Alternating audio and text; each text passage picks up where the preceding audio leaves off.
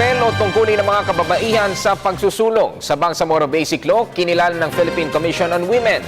Si Elena Luna sa detalye.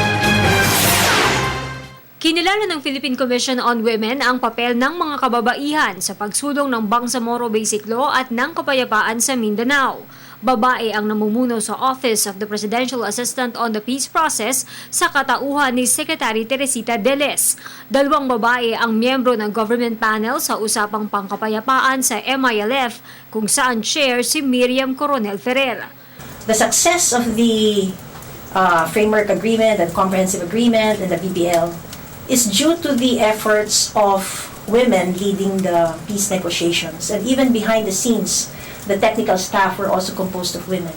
So we hope that that the efforts continue, and we hope that more women speak out, because we know that if there is conflict, that like what we are now, the victims mostly are the women and the children and the families who need to be evacuated, who become widows. Buwan ng kababaihan tuwing Marso at sa taong ito ipagdiriwang ng komisyon ng ika-40 anibersaryo.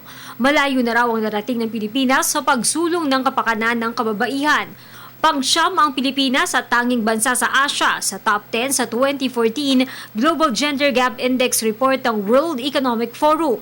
Pinagtibay na sa Pilipinas ang Magna Carta for Women, ngunit madami pa daw ang dapat gawin. Isinusulong ng komisyon ang pag-amyenda sa mga probisyon ng Civil Code at Revised Penal Code na nagpapakita ng diskriminasyon gaya ng parusa sa adultery at concubinage.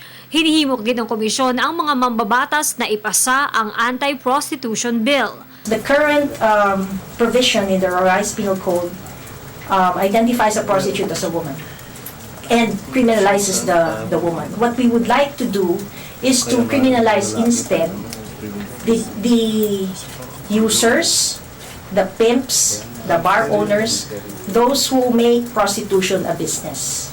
Sa darating na linggo, inaanyayahan ng Philippine Commission on Women ang lahat na makibahagi sa pagdiriwang ng National Women's Day.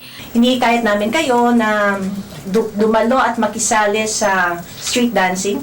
6 to 8 ang assembly sa Quezon Memorial Circle.